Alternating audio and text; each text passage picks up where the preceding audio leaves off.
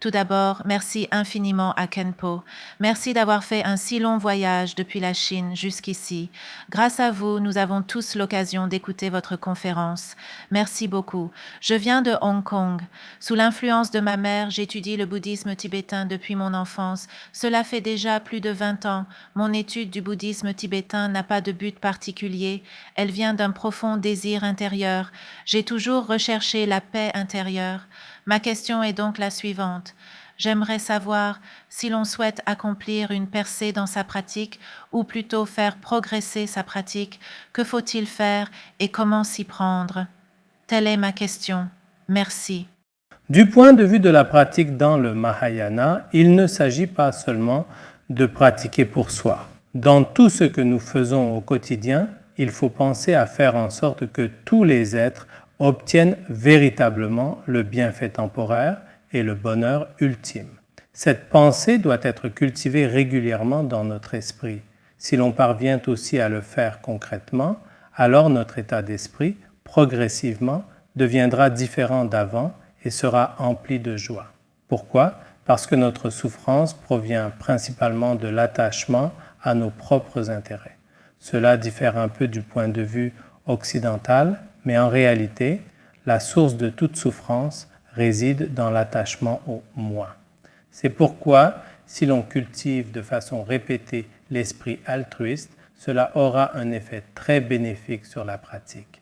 De même, cela bénéficiera progressivement aux autres. Le potentiel de chacun pourra être pleinement éveillé.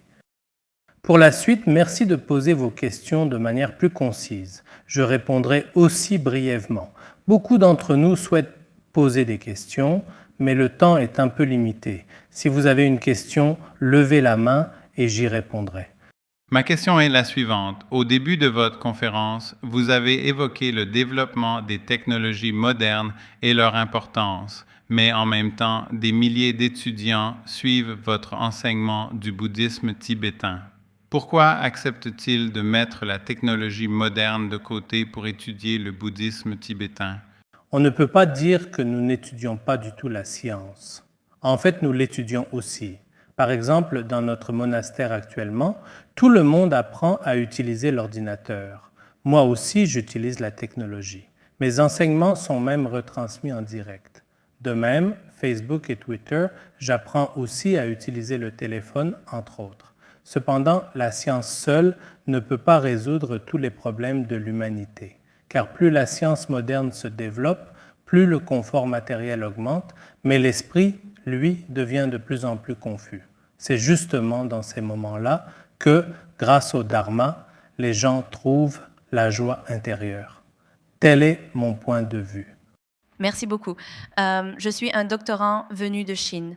Je suis spécialisée en hépatologie dans la recherche sur la cirrhose. Cette spécialité nous oblige à faire de nombreuses expériences sur les animaux. Mais je suis aussi un bouddhiste qui suit les enseignements du Bouddha. C'est pourquoi, à chaque fois que je fais une expérience, j'en souffre énormément. Je n'ai rien contre cette spécialité en elle-même, car tout le monde a fourni beaucoup d'efforts pour ces recherches. Je me demande simplement si je suis fait pour la recherche. Parfois, je me dis que je devrais peut-être changer de domaine, par exemple la philosophie, ce qui pourrait peut-être bénéficier à davantage de personnes. Je suis très perplexe en ce moment. Pourriez-vous me donner des conseils pour mon avenir? Merci beaucoup. Changer de direction ou non, cela dépend avant tout de vous. En tant que bouddhiste, ôter la vie à des êtres engendre effectivement un karma négatif. Mais si vous n'avez pas la possibilité de changer de voie, il faut en faire la confession et de préférence réciter des mantras. Bien sûr, si vous pensez qu'un changement de direction serait préférable, cela est tout à fait possible. L'essentiel est d'examiner la situation avec votre propre sagesse. Ce serait mieux ainsi. Les raisons précises seraient difficiles à développer ici aujourd'hui. Kenpo Tashidelek, ma question est la suivante. J'ai suivi plusieurs cours sur le bouddhisme. Tous ces cours mentionnent la recherche de la paix intérieure. Je voudrais donc demander à Kenpo, pensez-vous que cette paix intérieure est universellement présente chez tous les êtres, ou bien est-ce une paix intérieure atteinte par un effort collectif? En fait, ce que je voudrais savoir, c'est Que signifie la paix intérieure pour vous, Kenpo? Pourriez-vous nous en dire plus? En général, la joie intérieure pour chaque personne, le karma de chacun de nous est différent. En raison de cette différence de karma, il est difficile que tout le monde atteigne le bonheur. Par exemple, dans ce monde, pour ce qui est du statut social, certaines personnes trouvent le bonheur dans le statut, tandis que d'autres ne sont pas heureuses malgré leur statut. Il en va de même pour la richesse. Certains trouvent le bonheur dans la richesse, d'autres non. Que le dharma apporte le bonheur à tout le monde, c'est effectivement difficile.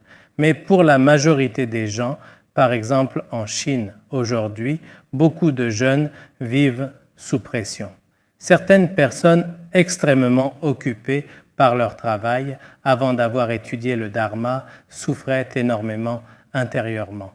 Beaucoup d'entre elles ont même pensé à mettre fin à leur jour. Mais après avoir étudié le dharma, elles peuvent faire face à bien des choses dans ce monde. Leur cœur s'ouvre et leur esprit se détend. Il y a énormément de gens dans ce cas. Ce n'est pas de la théorie, c'est un fait avéré. Et c'est pareil pour les Occidentaux. Personnellement, je pense que le bouddhisme peut apporter le bonheur à la plupart des gens.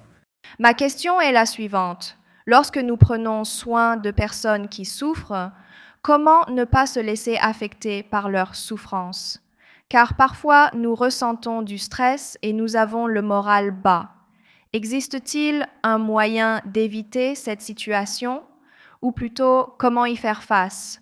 En général, quand je vais aider quelqu'un dans le processus d'aide, moi aussi je ressens une certaine souffrance. Mais dans le Mahayana, la pratique de l'échange de soi et d'autrui consiste à prendre sur soi la souffrance des autres et à leur offrir notre propre bonheur.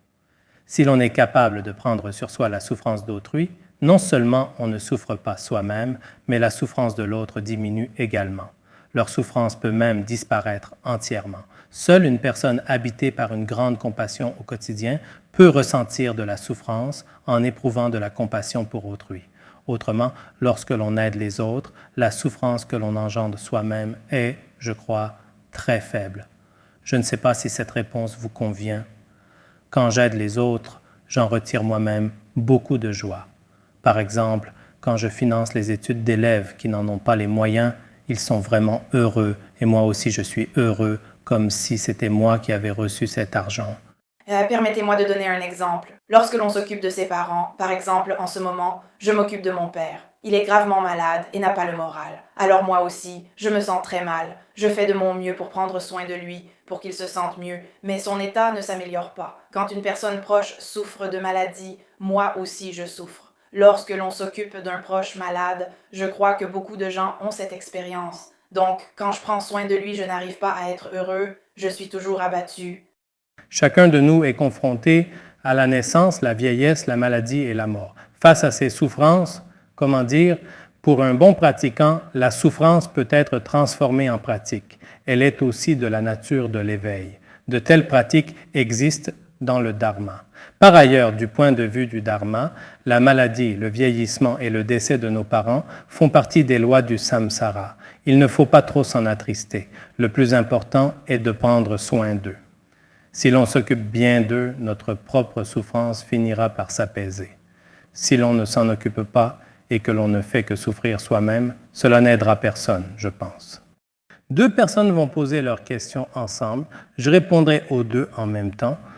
Tout d'abord, merci beaucoup pour cette conférence formidable et surtout, merci infiniment car grâce à vous et à votre inspiration, il y a plus de 10 ans, je suis devenu bouddhiste. À l'époque, après avoir lu votre ouvrage « Les vagues de l'océan de sagesse », je n'ai plus hésité et j'ai affermi ma foi dans le dharma.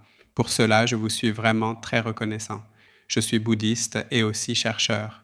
Je suis à la fois neuroscientifique et ingénieur biomédical. Chaque jour, je pratique aussi la méditation. J'ai une question à vous poser. En tant que chercheur dans le domaine de la recherche, le plus grand écueil est d'être à la fois chercheur et d'avoir des préjugés sur le sujet de recherche. Pourriez-vous nous donner des conseils du point de vue scientifique sur la façon d'éviter ce genre de situation? Bonjour, je suis bouddhiste. Je suis revenu d'un pèlerinage en Inde il y a 2 semaines. Je suis allé à Bodh Gaya et à Kushinagar. Nous savons tous que le bouddhisme est né en Inde et que le Bouddha y a transmis le Dharma, mais dans l'Inde actuelle, on ne trouve quasiment plus de traces du bouddhisme. Vous avez aussi mentionné tout à l'heure que les Tibétains qui vivent aujourd'hui en Inde n'ont pratiquement aucun échange avec les Indiens. Je suis donc curieux de savoir quel est le plus grand défi pour la diffusion du Dharma en Inde aujourd'hui. Le bouddhisme est né en Inde, mais pourquoi sa renaissance en Inde est-elle si difficile? Pour la première question, lorsque vous faites de la recherche, la compassion et d'autres qualités ne sont pas nécessaires dans ce cadre. Pourquoi? Prenons par exemple les réseaux neuronaux de notre cerveau. Hier, dans une université de Chicago, j'ai visité un institut de neurosciences. Le réseau neuronal d'un être humain compte des centaines de milliers de connexions. La science actuelle est effectivement remarquable. Pour cela, il n'est pas nécessaire de contempler la compassion. Il suffit d'étudier les réseaux neuronaux et les résultats obtenus sont d'une grande importance. Voilà pour la première question. Pour la deuxième question, le bouddhisme en Inde aujourd'hui, autrefois, le bouddhisme s'est diffusé depuis l'Inde, mais le bouddhisme que l'on trouve en Inde aujourd'hui y a été réintroduit par le bouddhisme tibétain. De plus, le nombre de moines tibétains diminue de plus en plus. Les difficultés sont nombreuses à tous les niveaux. Le bouddhisme en Inde est aujourd'hui principalement porté par les Tibétains.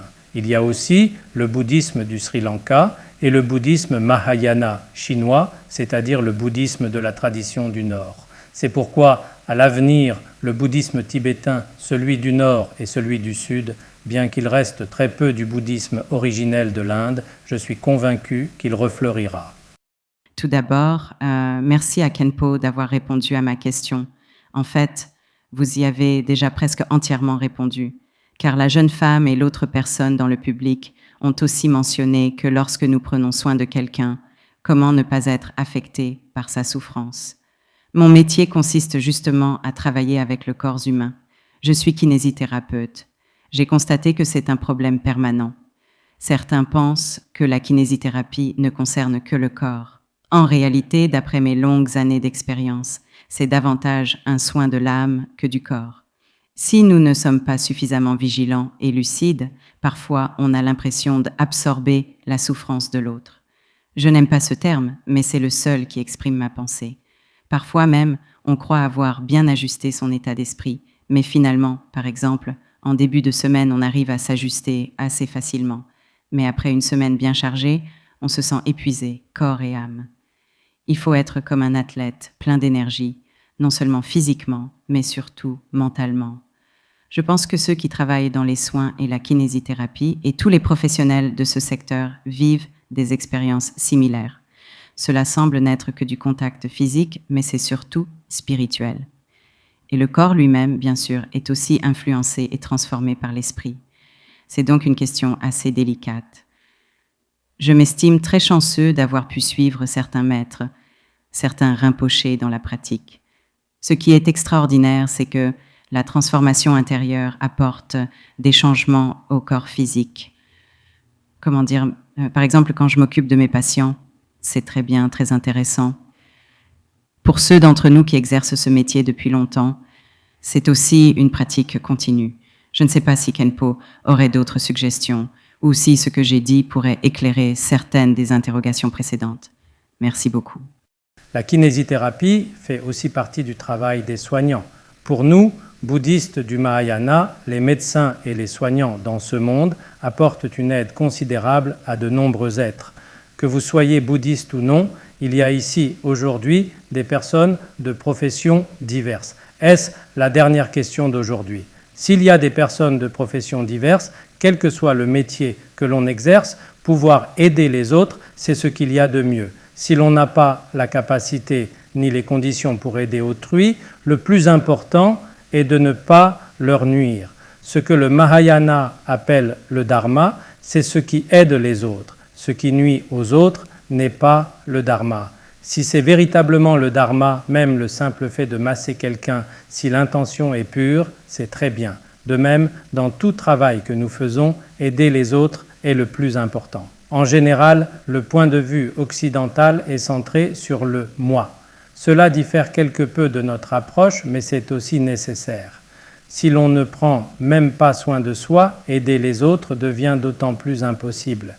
Si nous gardons constamment à l'esprit le souhait d'aider les autres sans l'oublier, nous en retirerons nous-mêmes progressivement un immense bienfait. Il reste 4 minutes. C'est la dernière question. J'ai une question sur la méthode d'étude du Dharma. Par exemple, lorsque l'on commence à étudier le Dharma par l'auto-formation, on peut peut-être comprendre théoriquement un traité. Mais même pour les traités du Sutrayana, notre interprétation peut différer de l'approche traditionnelle, car j'ai consulté beaucoup de sources et mené de nombreuses recherches. Parfois, je me demande donc, si j'ai acquis une certaine compréhension par moi-même et non par l'enseignement d'un maître de lignée, cette compréhension peut-elle devenir une véritable certitude? En pratiquant sur la base d'une telle compréhension, est-il vraiment possible d'éliminer les afflictions de notre continuum mental, c'est-à-dire, même seulement du point de vue du Sutrayana et non du Tantrayana, est-il préférable que toute compréhension du Dharma soit fondée sur l'enseignement d'un maître de lignée? Votre question est très pertinente. En général, que l'on soit à l'école primaire, au collège, à l'université, en master ou en doctorat, à quelque niveau que ce soit, sans recourir à un enseignant et en se contentant de lire des livres par soi-même, il est impossible de bien comprendre. C'est une réalité universelle. Il en va de même pour d'autres métiers comme médecin ou chauffeur. Au début, sans recourir à un enseignant, sans la guidance d'un maître, on ne peut pas comprendre clairement. De même, les connaissances bouddhiques sont bien plus profondes que les matières scolaires. Pour ces contenus d'une telle profondeur, il est nécessaire, au début, de s'en remettre à un maître spirituel qualifié. Sans cela, si l'on se contente de lire beaucoup de livres par soi-même, on ne peut en saisir qu'une infime partie. Aujourd'hui, beaucoup de chercheurs ne font que des recherches textuelles sans avoir véritablement compris le sens profond. Par exemple, dans le Sutrayana, le sens définitif et le sens provisoire, les intentions cachées et les visées profondes, et dans le Tantrayana, les nombreux modes d'explication par les 6 paramètres et les 4 principes, si l'on ne s'en remet pas à un maître qualifié, il est très difficile de les comprendre par la seule lecture. En particulier, les instructions essentielles de la pratique, sans s'en remettre à un maître spirituel, sont encore plus difficiles à comprendre par soi-même. Inutile de parler donc de la pratique elle-même, en particulier lors de la recherche, s'en remettre à un maître qualifié qui détient la transmission et les instructions sera d'une aide considérable pour la recherche.